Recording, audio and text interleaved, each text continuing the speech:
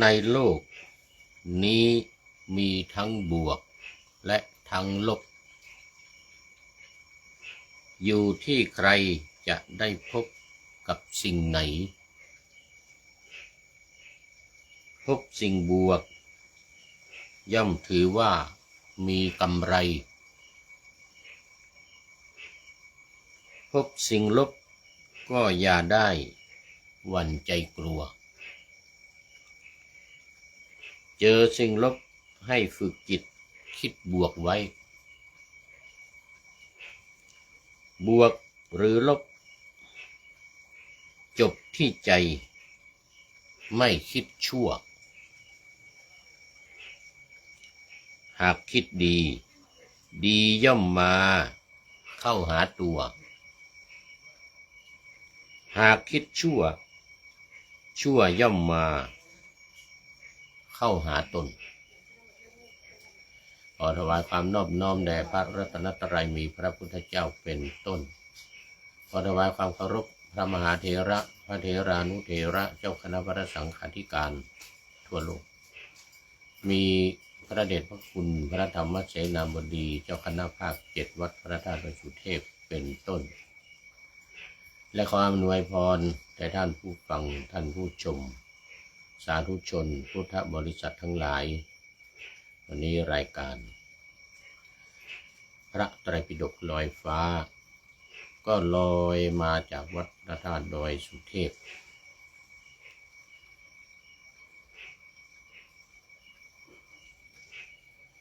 ผ่านทาง Facebook ไลฟ์สวัยเทพบุญ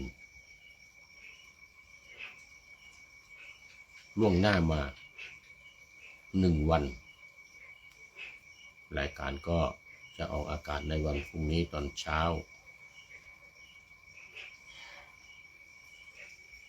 8 นาฬิกาถึง 9 นาฬิกา4 สถานี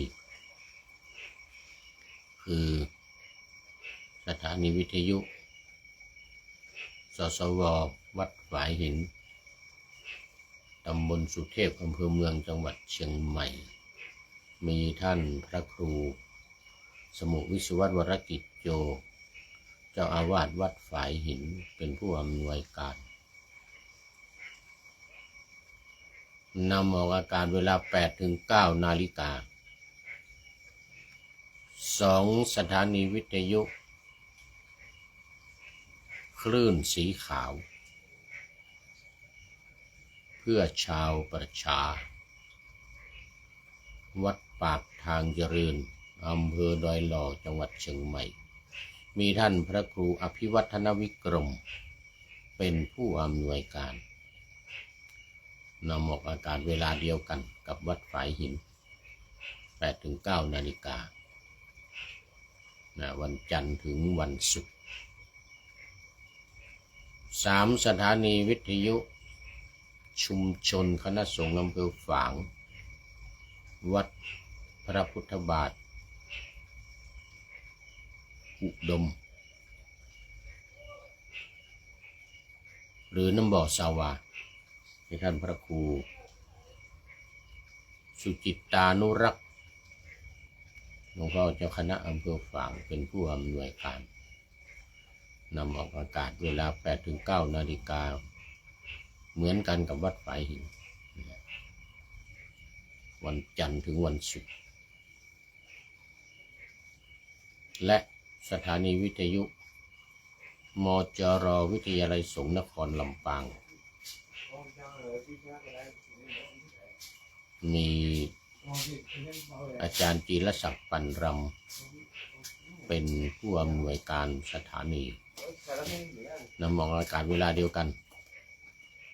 8 ถึง 9 นาฬิกาจันทร์ถึงวันศุกร์4 สถานีนี้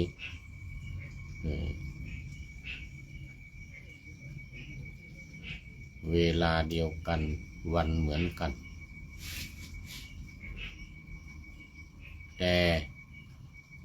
ที่สถานีวิทยุพระพุทธศาสนาแห่งชาติและจริยธรรมวัดพระธาตุดอยสุเทพ ระบบ FM 96 เมกะเฮิรตซ์มีพ่อครูวรรลบนามมุงพรหมเป็นผู้อำนวยการอาจารย์พระมหาประสิทธิ์ประสานธิโกเป็นหัวหน้าสถานีและอาตมาภาพพระครูปริยัติยานุศาสตร์เป็นผู้บรรยายเป็นประจำทุกวันเวลา5 ทุ่มถึงเที่ยงคืน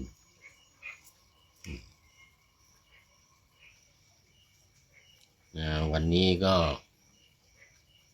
ค่อนข้างดึก3 ทุ่ม2 ทุ่มเกือบ3 ทุ่ม FC ทั้งหลายก็ยังไม่เข้ามาน่าจะพักผ่อนกันไปบ้าง ทำการทำงานเหน็ดเหนื่อยมาทั้งวันนี่มีกดไลค์กดแชร์ทุบตับมาแล้ว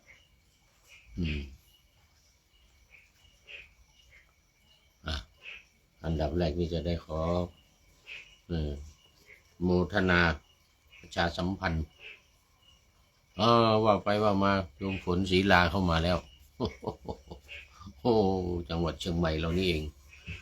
อำเภอแม่แจ่มกราบสาธุเจ้านะโอ้โยมฝนศรีลาไม่ได้เข้ามาหลายวันแล้ว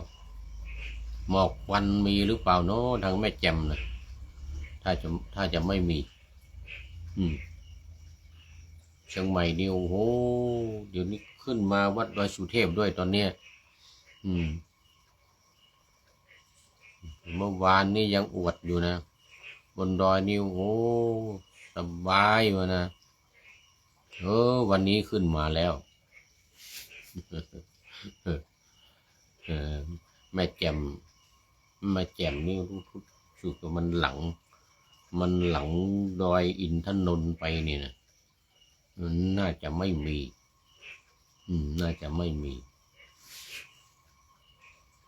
มีเยอะมากเจ้าโอ้มีเยอะอีกแล้วแม่แจ่มมันมีได้ยังไงนะโอ้มันข้ามมาจากประเทศพม่าใช่มันข้ามมาจากประเทศพม่า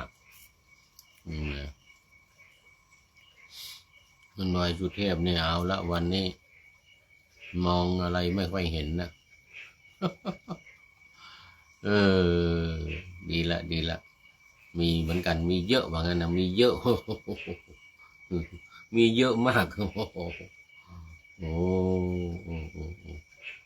ไม่เป็นไรอดทนใส่หน้ากากเมื่อกี้นี่ไปทำวัดใส่หน้ากากมาเลยโอ้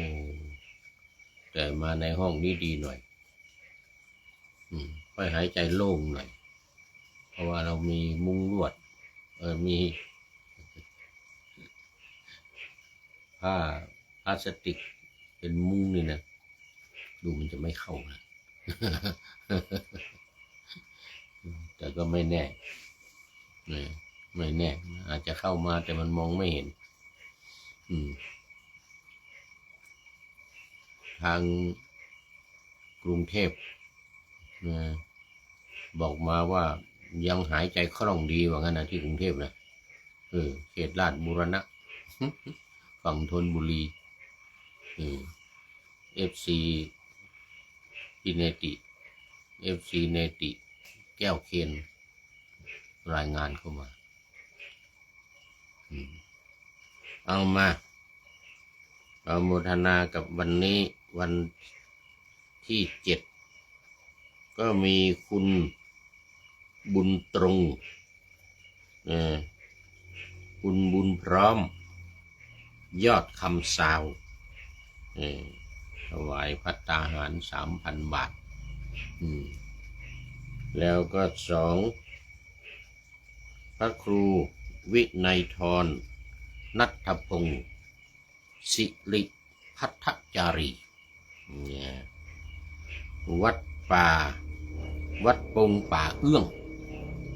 อำเภอสันกำแพงโอ้ปงป่าเอื้องอำเภอสันกำแพง พร้อมด้วยนายสนันนางพงพันธ์พงอินมาพร้อมกับท่านพระครูวินัยธร2นัทธรชัยพฤกษ์และ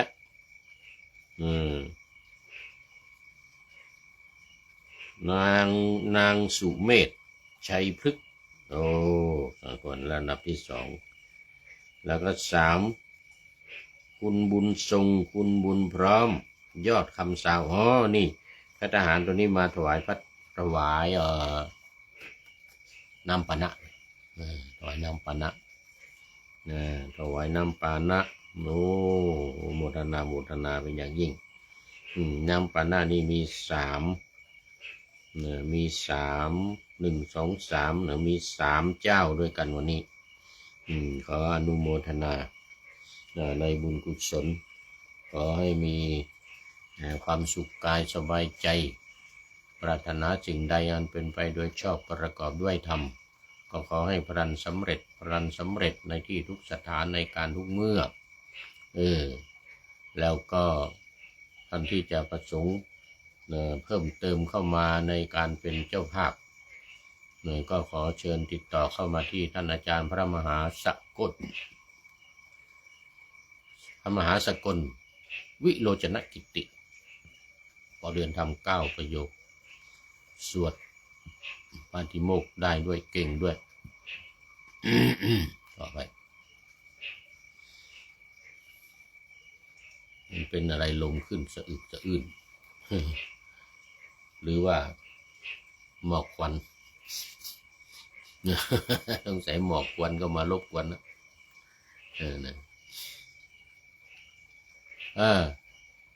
ประธานโครงการอบรมฝึกหัดพระภิกษุปาฏิโมกข์และสัมมนาพระธรรมวินัยท่านอาจารย์เป็นเลขานุการเจ้าคณะภาค7ด้วยหมายเลขโทรศัพท์8599053ไม่แน่ใจซะแล้วต้องขออภัยตอนนี้โยมเข้ามาฟังโยมจีรพันธ์จากมินนิโซตาได้เขาประท้วงกันหนักนะที่มินนิโซตาเมืองแจ็คสันมินนิโซตาโมทนา859ถูกต้อง9053 0918599053แล้วก็ท่านอาจารย์พระมหากิตติพงศ์ฐานะกโรปรริยนธรรม9ประโยคจากวัดพระธาตุสีจอมทองเป็นวิทยากรอยู่ที่นี่เหมือนกันหมายเลขโทรศัพท์0949101043 ติดต่อมาโดยตรงเลยแล้วก็ถ้าไม่สามารถมาประเคนด้วยมือรับพรตามวันเวลาดังกล่าวนั้นก็ขอเชิญโอนเข้ามาในบัญชีธนาคารกสิกรไทยวัดในนามวัดพระธาตุดอยสุเทพหมายเลขบัญชี2112806698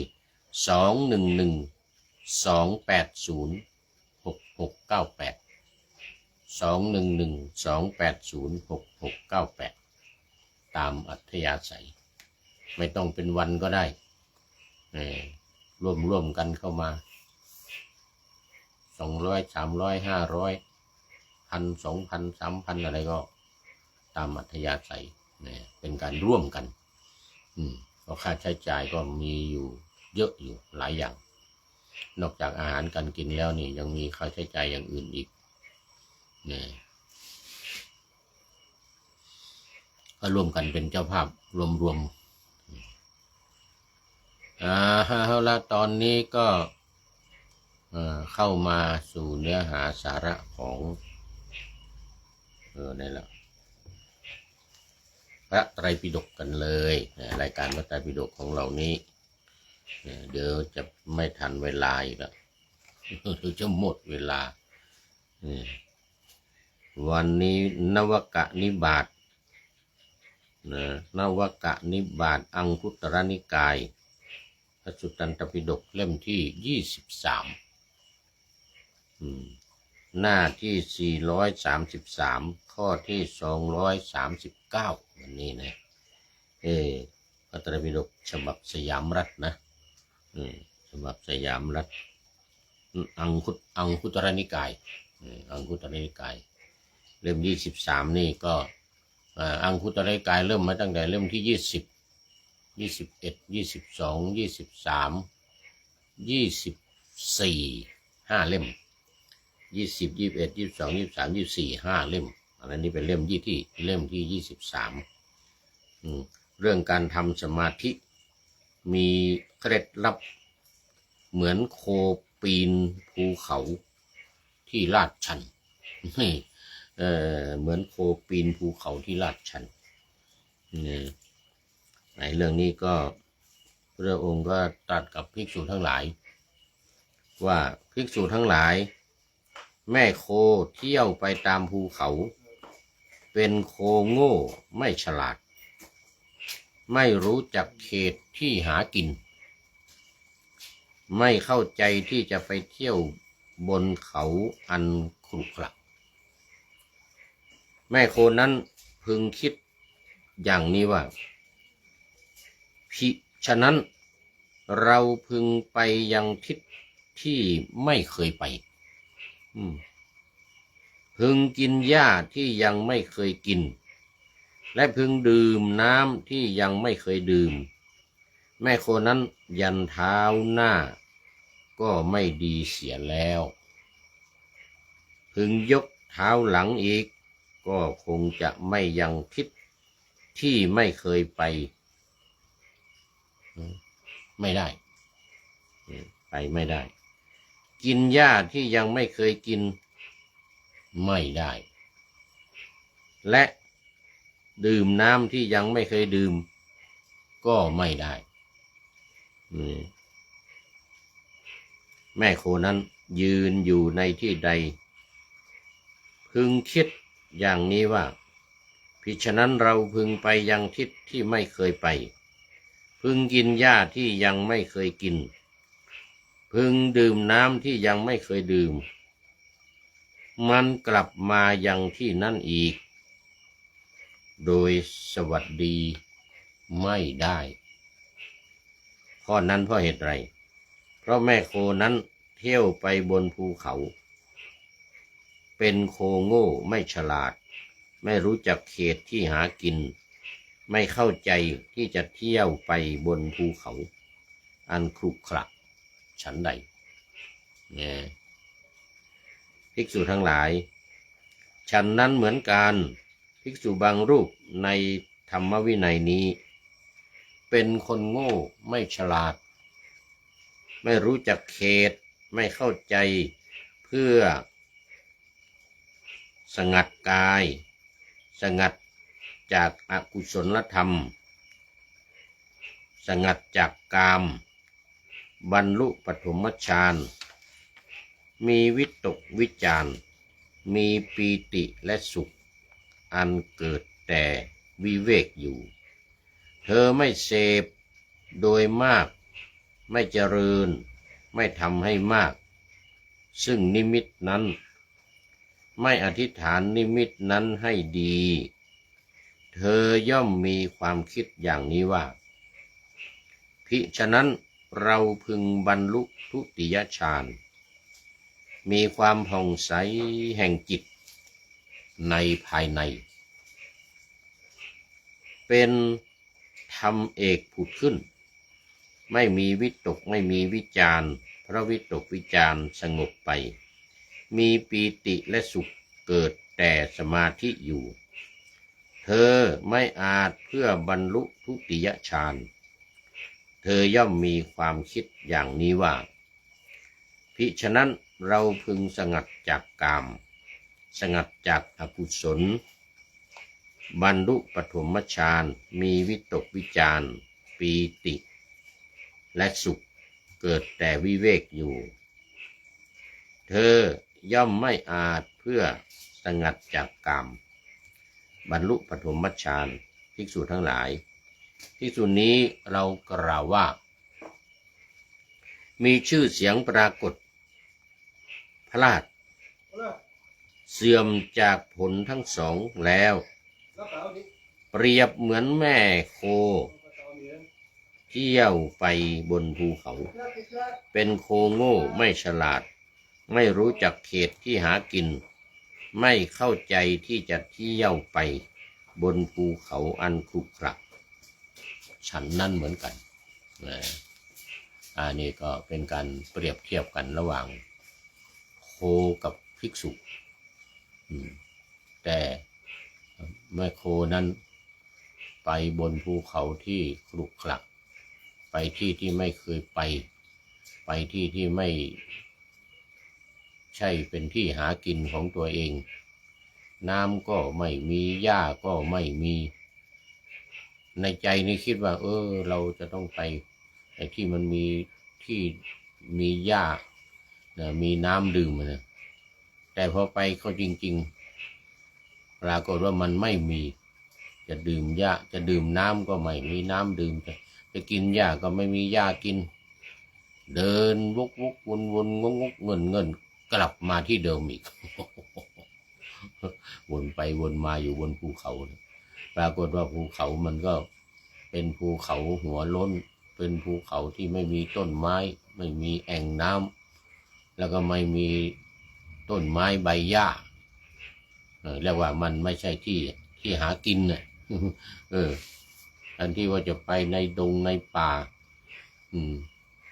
โดยบนภูเขาก็เป็นภูเขาที่เป็นภูเขาที่มีป่าทึบมีต้นไม้ใบหญ้ามีน้ำชุ่มชื้นแต่หาเป็นเช่นนั้นไม่ได้ไป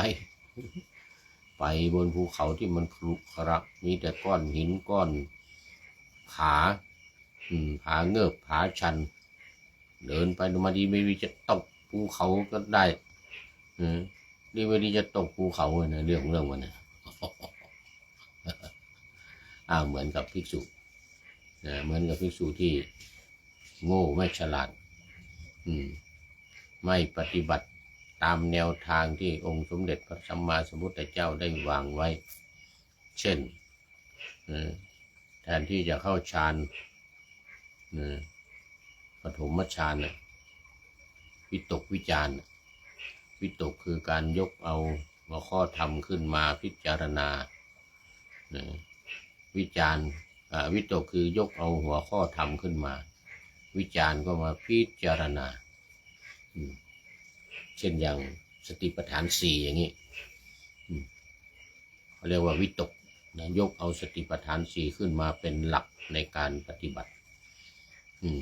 สติปัฏฐาน4มีอะไรบ้างเช่นกายเวทนาจิตธรรมอย่างนี้นะไม่เอาไม่รู้เรื่องไม่รู้จักสติปัฏฐาน4ไม่รู้จักกายไม่รู้จักเวทนาไม่รู้จักจิตไม่รู้จักธรรม ไม่ได้เรื่องก็ไปตามเรื่องตามราวอย่างนี้คิดว่าเราจะต้องเข้าฌานมีปีติมีความสุขอันเกิดจากวิเวกแล้วก็เสวยวิมุตติสุขอันเกิดจากปีติเกิดจากวิเวกนั้นก็มุ่งไปจะปฏิบัติแต่ไม่รู้หลักไม่รู้วิธีในการที่จะปฏิบัติจะเข้าฌานทั้ง4ในปฐมฌานก็ไม่รู้เรื่องจะเข้าวิตกวิจารก็ไม่รู้จักวิตกวิจารแล้วถึงแม้รู้ว่าวิตกเป็นการยกเอาหัวข้อธรรมก็ไม่รู้หัวข้อธรรมอีกไม่รู้ ไม่รู้หลักไม่รู้ทั้งฝ่ายสมถกรรมฐานไม่รู้ทั้งฝ่ายวิปัสสนากรรมฐานก็เข้าฌานไม่ได้ไม่รู้จะยกอะไรขึ้นมาพิจารณาหรือจะทำสมถะในการที่จะกำหนดจะบริกรรมอะไรก็ไม่รู้เรื่องอย่างเงี้ยก็เข้าฌานก็เข้าไม่ได้ปีติก็ไม่เกิดความสุขก็ไม่เกิดเลยไม่ได้ผลอันเกิดจากการปฏิบัติพลาดเขาเรียกว่าพลาดเสื่อมจากผลทั้งสองเสื่อมจากผลทั้งสองคืออะไรผลมรรคมรรคโสดาปฏิมรรคโสดาปฏิผลสกทาคามิมรรคสกทาคามิผลอนาคามิมรรคอนาคามิผลหรืออรหัตตมรรคอรหัตตผลเสื่อมหมดไม่ได้บรรลุธรรมอะไรเหมือนกับโคที่เที่ยวไปบนภูเขาเป็นโคโง่ไม่ฉลาดไม่รู้จักเขตที่หากินไม่เข้าใจที่จะเที่ยวไปบนภูเขาอันมีหญ้าอันมีน้ำแต่ดันไปที่มันขรุขระมีแต่หินแต่ผาไม่มีน้ำดื่มไม่มีหญ้ากินฉันนั่นเหมือนกันอันนี้เป็นประการที่หนึ่งเป็นในแง่ที่หนึ่งต่อไปภิกษุทั้งหลายแม่โคที่เที่ยวไปบนภูเขาเป็นโคฉลาดเฉียบแหลมรู้จักเขตที่หากินเข้าใจที่จะเที่ยวไปบนภูเขาอันขรุขระแม่โคนั้นพึงมีความคิดอย่างนี้ว่าภิฉะนั้นเราพึงไปยังทิศที่ไม่เคยไปพึงกินหญ้าที่ยังไม่เคยกินและพึงดื่มน้ำที่ยังไม่เคยดื่มแม่โคนั้นยันเท้าหน้าไว้ดีแล้วพึงยกเท้าหลังแม่โคนั้นพึงไปยังทิศที่ไม่เคยไปพึงกินหญ้าที่ยังไม่เคยกินและพึงดื่มน้ำในที่ไม่เคยดื่มเมื่อยืนอยู่ในที่ใดพึงคิดอย่างนี้ว่าภิฉะนั้นเราพึงไปยังทิศที่ไม่เคยไปพึงกินหญ้าที่ยังไม่เคยกินพึงดื่มน้ำที่ยังไม่เคยดื่มและพึงกลับมายังที่นั้นโดยสวัสดีข้อนั้นเพราะเหตุไรเพราะแม่โคเที่ยวไปบนภูเขาเป็นโคฉลาดเฉียบแหลมรู้เขตที่หากินเข้าใจที่จะเที่ยวไปบนภูเขาอันขรุขระฉันใดอันนี้ตรงกันข้ามกับโคตัวแรกนะภิกษุทั้งหลายฉันนั้นเหมือนกันภิกษุบางรูปในธรรมวินัยนี้เป็นบัณฑิตฉลาดรู้จักเขตเข้าใจที่จะสงัดจากกามสงัดจากอกุศลธรรมบรรลุปฐมฌานเสพโดยมากเจริญกระทำให้มากซึ่งนิมิตนั้นอธิษฐานนิมิตนั้นให้มั่นด้วยดีเธอมีความคิดอย่างนี้ว่าภิฉะนั้นเราพึงบรรลุทุติยฌานมีความผ่องใสแห่งจิตในภายในเป็นธรรมเอกผุดขึ้นไม่มีวิตกไม่มีวิจารเพราะวิตกวิจารสงบไปมีปีติและสุขเกิดแต่วิเวกเกิดแต่สมาธิเธอยังไม่ยินดีเพียงทุติยฌานที่ได้บรรลุ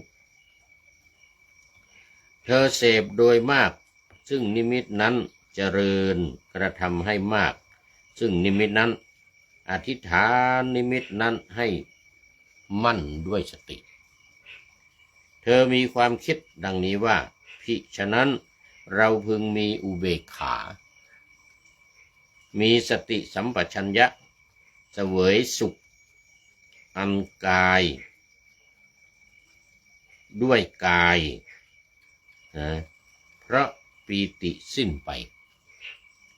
บรรลุทุติตติยฌานที่พระอริยเจ้าทั้งหลายสรรเสริญว่าผู้ได้ฌานนี้เป็นผู้มีอุเบกขามีสติอยู่เป็นสุขเธอยังไม่ยินดีเพียงตติยฌานที่ได้บรรลุเธอเสพโดยมากเจริญกระทำให้มากซึ่งนิมิตนั้นอธิษฐานนิมิตนั้นให้มั่นด้วยดีเธอมีความคิดอย่างนี้ว่าภิฉะนั้นเราพึงบรรลุจตุตฌานไม่มีทุกข์ไม่มีสุขเพราะละสุขละทุกข์และดับโสมนัสโทมนัสก่อนได้แล้วมีอุเบกขาเป็นเหตุให้สติบริสุทธิ์อยู่เธอยังไม่ยินดีเพียงจตุตฌานที่ได้บรรลุนั้นเธอเสพโดยมากเจริญกระทำให้มากซึ่งนิมิตนั้นอนิทิฏฐานนิมิตนั้นให้มั่นคงด้วยดีในกรณีแห่งสมาธิ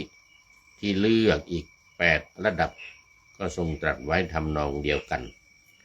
กล่าวคือทรงให้ดำรงจิตในสมาธิที่ให้มั่นคงเสียก่อนแล้วจึงค่อยขยับเพื่อเจริญสมาบัติในขั้นถัดไปอันนั้นจะหมายถึงขั้นสมถะขั้นสูงคือปัญจมฌานที่5ชักกะ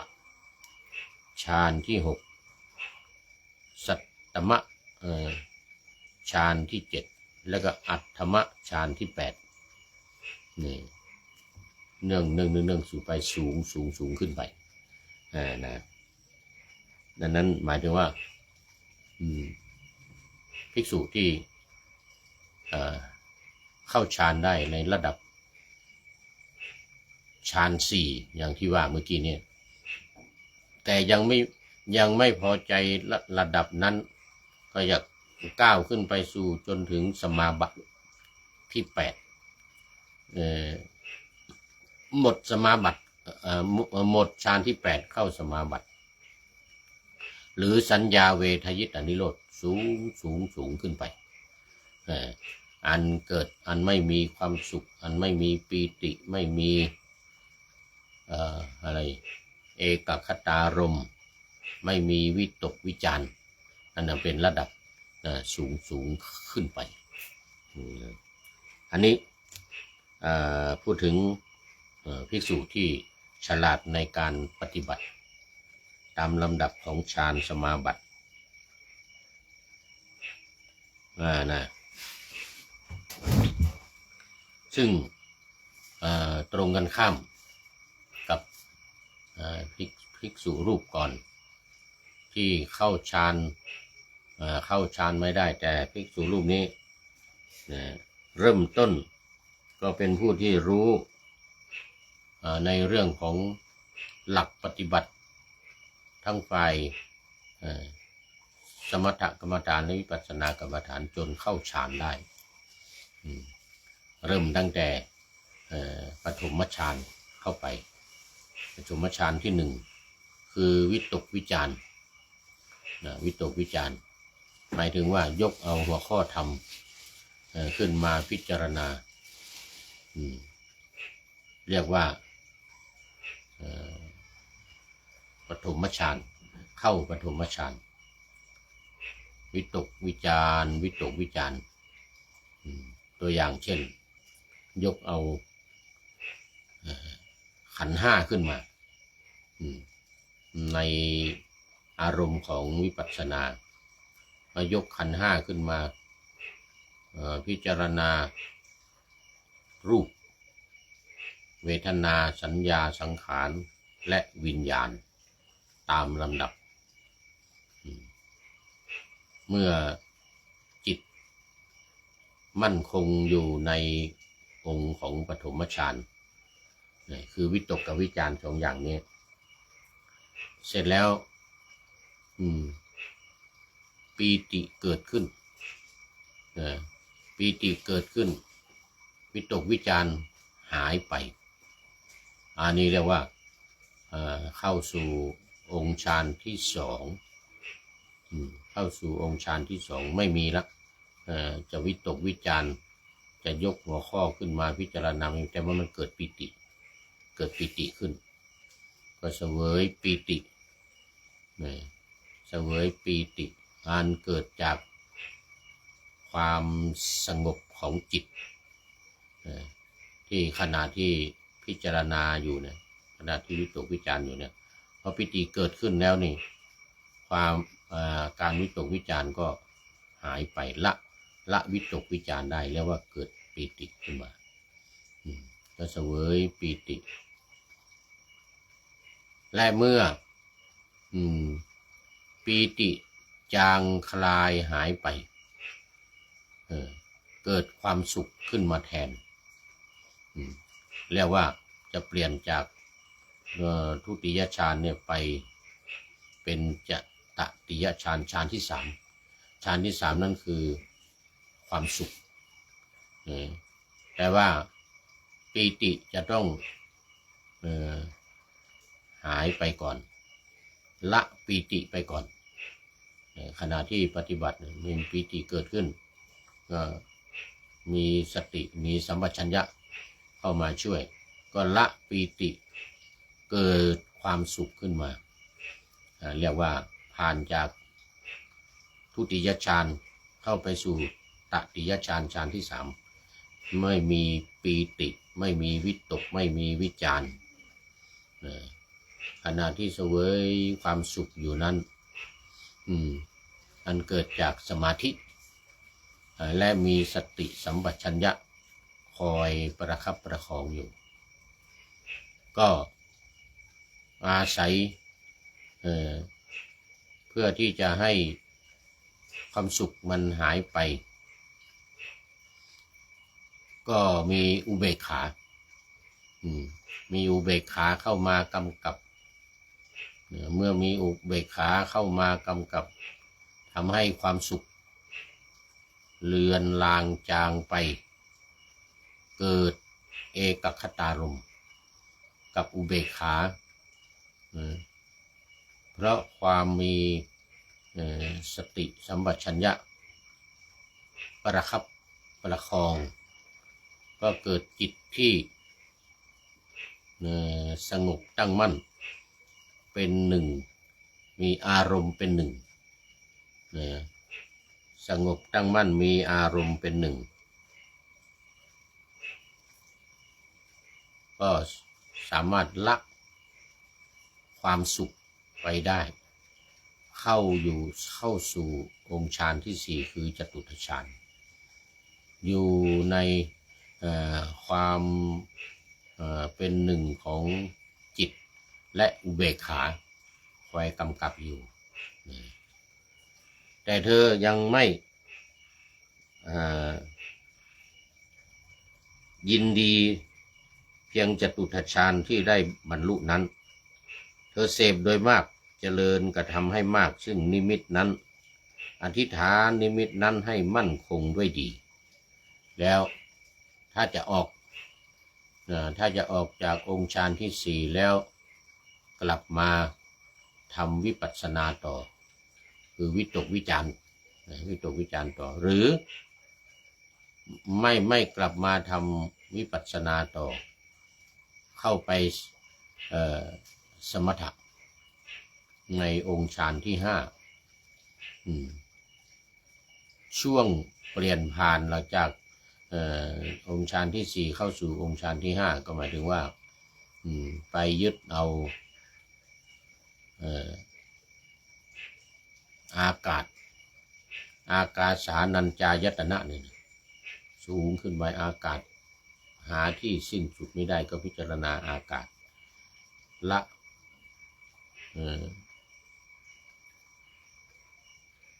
เอกคตารมณ์และอุเบกขาละเอกคตารมณ์และอุเบกขาออกคือมันออกจากเอกคตารมณ์ซึ่งเป็นจตุตฌานแต่ไปยินดีองค์ฌานที่ยิ่งขึ้นไปเข้าองค์ฌานที่5 6 7 8ที่6ก็พิจารณาถึงวิญญาณ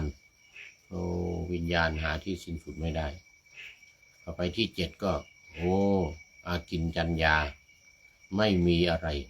มีแต่ความว่างเปล่าต่อไปที่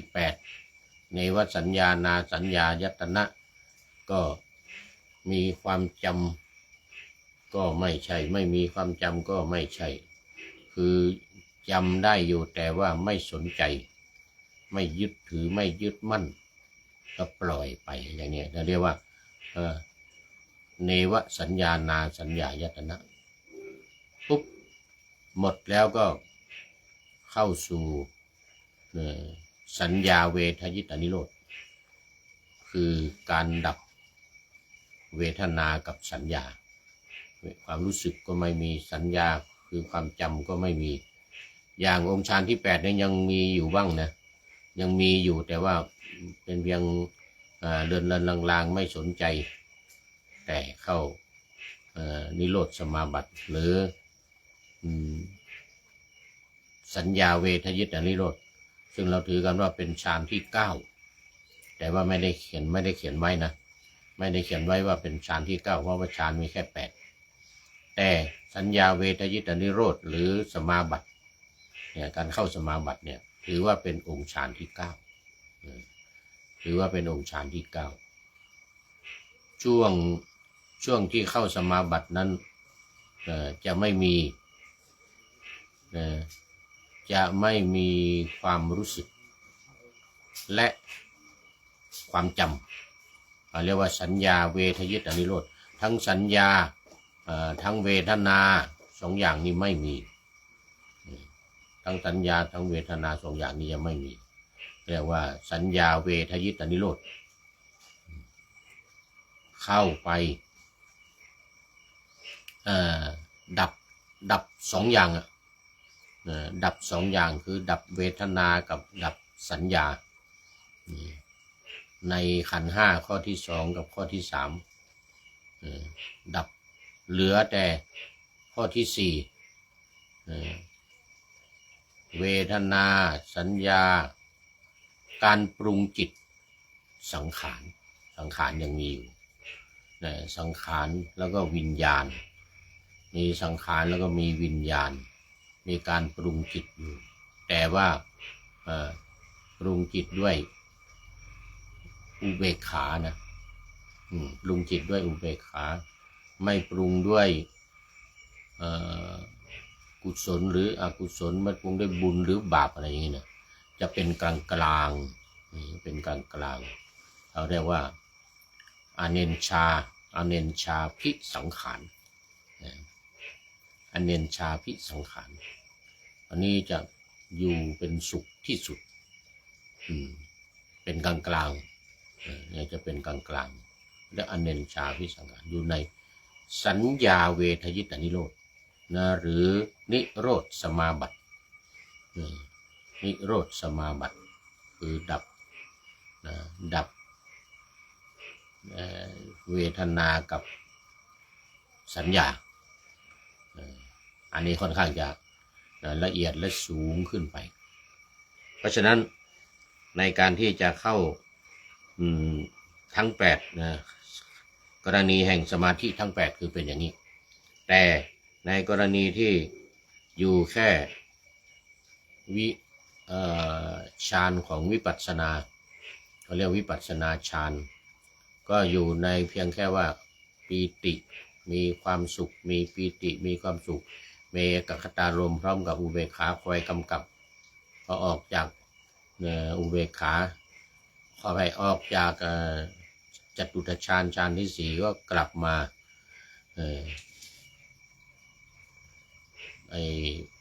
วิตกวิจารอีกปฐมฌานยังวนอยู่อย่างนี้วิตกวิจารปีติสุขเอกคตาแล้วก็มาวิตกวิจารปีติสุขเอกคตา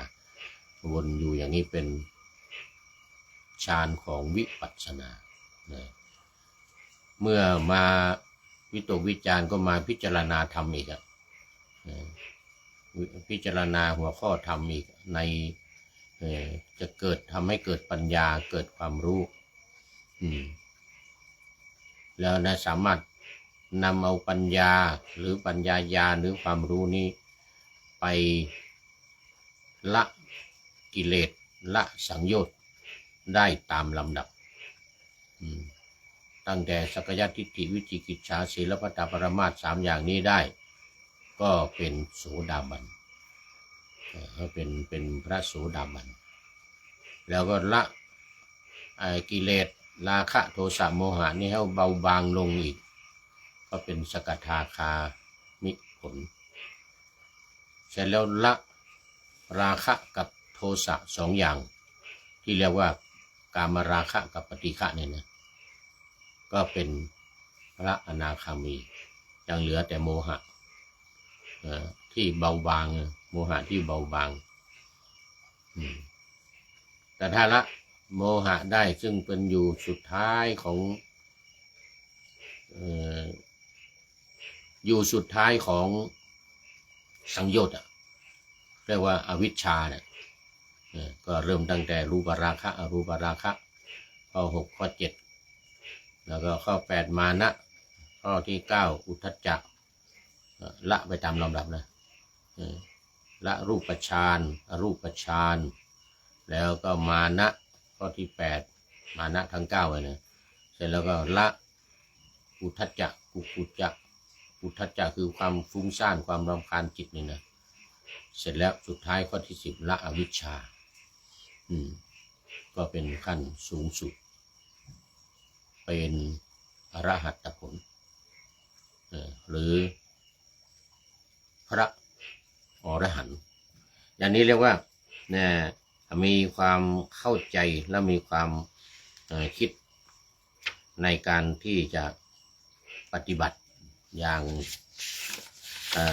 ถูกต้องทำสมาธิ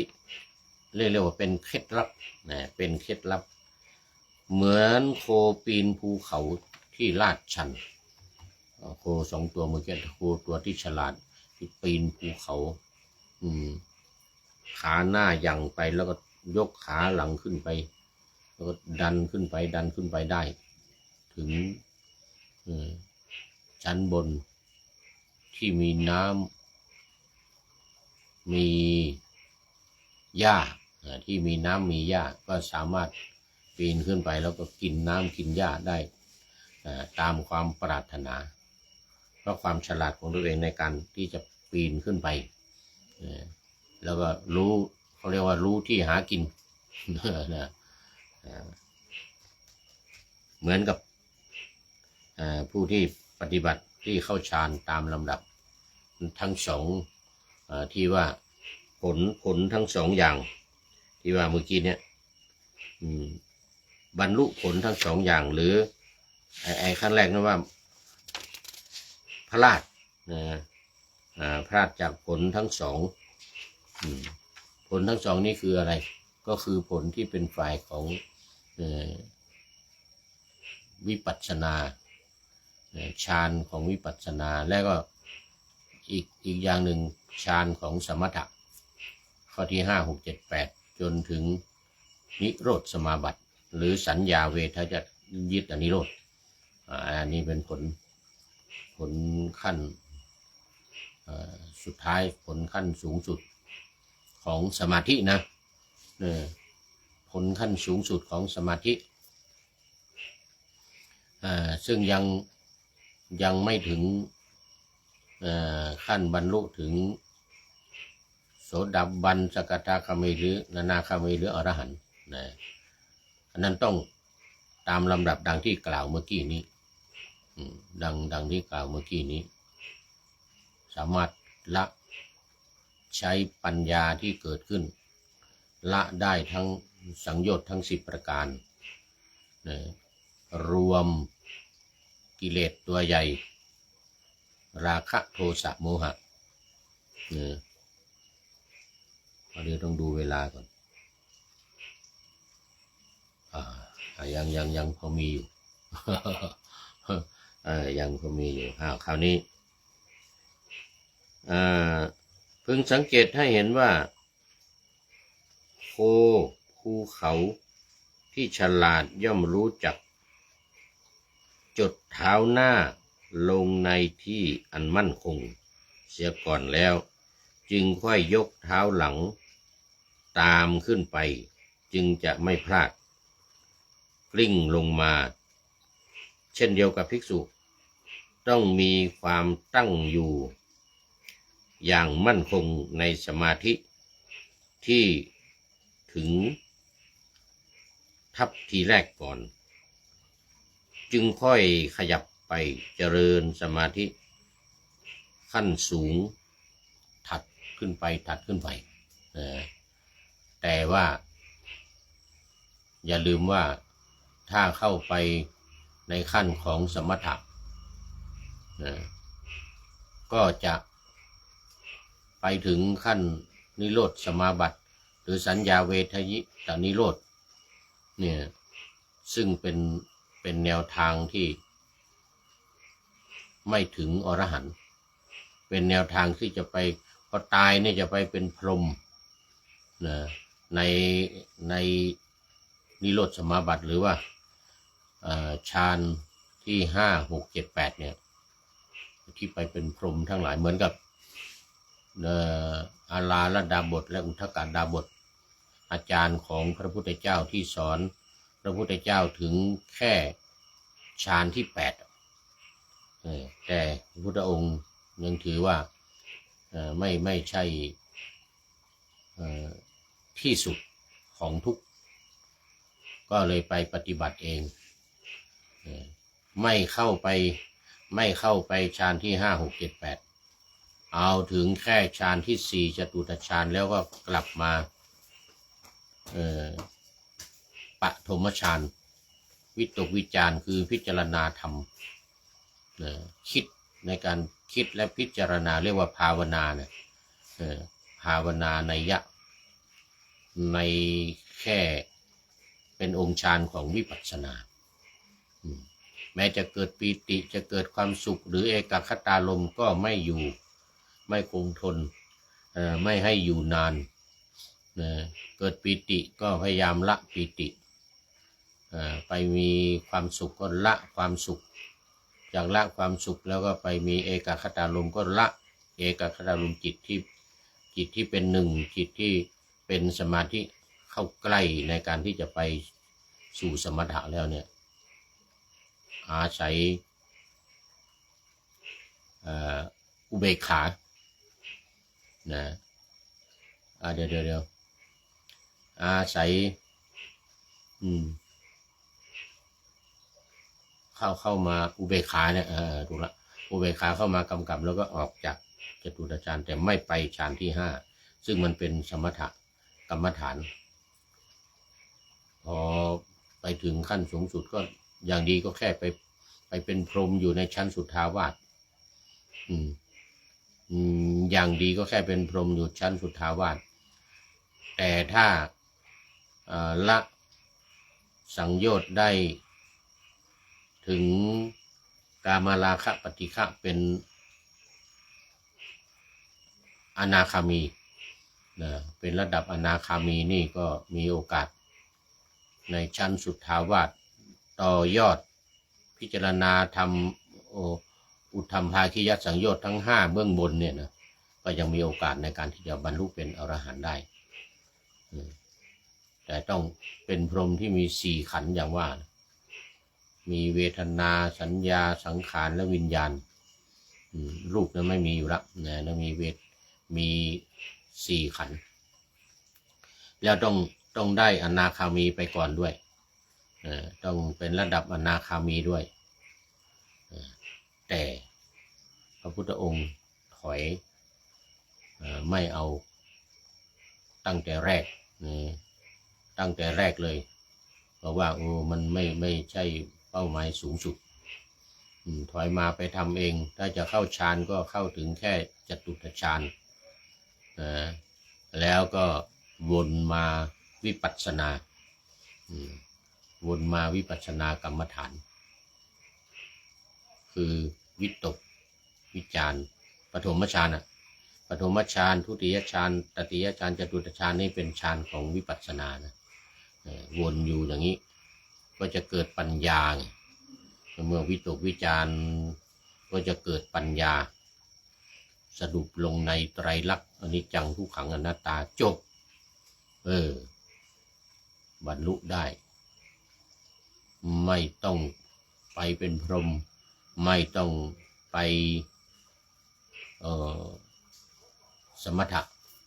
ฌานของสมถะกรรมฐานอันนี้ก็จบในเรื่องของการทำสมาธิมีเคล็ดลับเหมือนโคปีนภูเขาที่ลาดชันซึ่งเทียบกับภิกษุที่ปฏิบัติทำสมาธิแค่ถ้าจะเทียบกันก็คือเทียบแค่คณิกะสมาธิแค่คณิกะสมาธิไม่เข้าไปอุปจารสมาธิหรืออัปปนาสมาธิเข้าไปได้อุปจารสมาธิก็ใกล้ที่จะเป็นอัปปนาสมาธินั่นนนในสมถกรรมฐานเลย5 6 7 8 ถ้าเข้าไปแล้วก็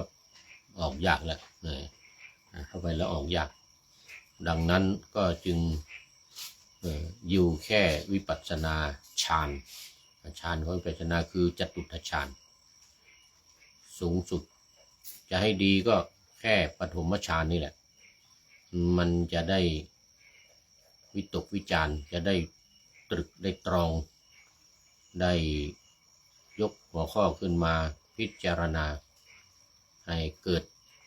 ความรู้เกิดปัญญาเกิดญาณเกิดญาณเกิดปัญญาญาณแต่สามารถที่จะละกิเลสได้พ้นจากทุกข์ได้โดยปัญญาเรียกว่าปัญญาวิมุตติหลุดพ้นด้วยปัญญาแล้ววันนี้หมดเวลาพอดีคุณโยมฝนศรีลาก็เป็นท่านสุดท้ายเข้ามาในรายการในวันนี้โมทนาขอบคุณเป็นอย่างยิ่งแล้วมีท่านอาจารย์ที่เข้ามาแต่ว่าไม่ได้คอมเมนต์เห็น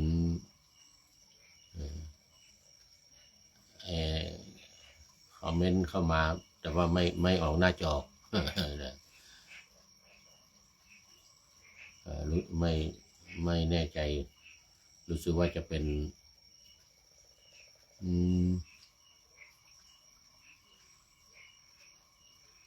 ทางจันทบุรีหรือเปล่าเดี๋ยวไม่ใช่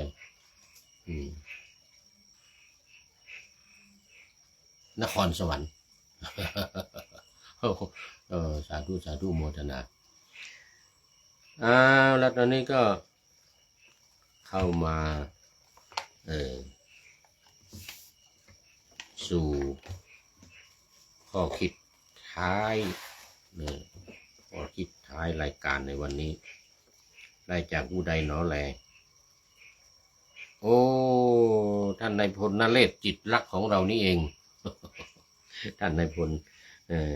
นเรศจิตรักเขียนไว้ว่าในโลกนี้มีทั้งบวกและทั้งลบอยู่ที่ใครจะพบกับสิ่งไหนพบสิ่งบวกย่อมถือว่ามีกำไรพบสิ่งลบก็อย่าได้หวั่นใจกลัวเจอสิ่งลบให้ฝึกจิตคิดบวกไว้บวกหรือลบจบที่ใจไม่คิดชั่วอยู่ตรงนี้นะหากคิดดี ดีย่อมมาเข้าหาตัว หากคิดชั่วชั่วย่อมมาเข้าหาตนนี่ก็ถ้าจะเทียบได้กับโคที่ปีนภูเขาขึ้นสามารถยังเท้าหน้าไปได้อย่างมั่นคงตามด้วยเท้าหลังแล้วก็ขึ้นไปบนยอดภูเขาได้ดื่มน้ำได้กินหญ้าเพราะเป็นโคที่ฉลาดนะต่างกับโคที่ไม่ฉลาดโคที่โง่เหยียบเท้าหน้าไม่แน่นเท้าหลังตามขึ้นไปก็พลาดกลิ้งลงมาโคโลแล้วก็เหมือนกับภิกษุผู้เข้าฌานสมาบัติผู้ปฏิบัติผู้ทำสมาธิไปตามขั้นตอนตามองค์ฌานของสมถกรรมฐานและวิปัสสนากรรมฐานจะให้ดีก็อยู่แค่องค์ฌานของวิปัสสนาอยู่แค่องค์ฌานของวิปัสสนาเอาแล้ววันนี้หมดเวลาพอดีขอบคุณท่านนายพลนเรศจิตลักษณ์ไว้ณที่นี้เป็นอย่างยิ่งที่ให้ข้อคิดไว้ท้ายรายการเรื่องกับสิ่งที่เป็นบวกกับเป็นลบสิ่งที่เป็นบวกกับเป็นลบขึ้นอยู่ที่ความคิดของตัวเองอย่างนั้น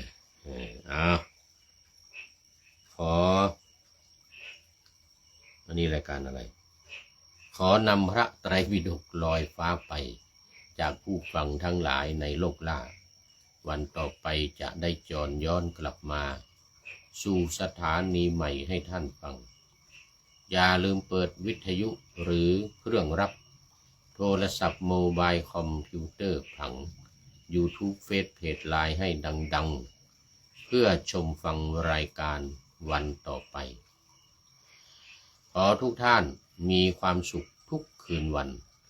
นำธรรมะประกอบการงานทั้งหลายเช่นขยันทำงานทางวาจากายใจขวัญขวายกิจการงานนานาบำเพ็ญสาธารณประโยชน์เว้นสิ่งที่มีโทษโหดเยี่ยงสาประกอบแต่กรรมดีมีราคาแสวงหาเงินทองครองใจคนเสียสละพละทรัพย์นับมากน้อยไม่ให้ล้านก็ให้ร้อยไม่ด้อยผลเอื้อคนรวยช่วยคนยากฝากคนจนให้ทุกคนเท่ากันมาตรฐานเดียวขอเจริญพร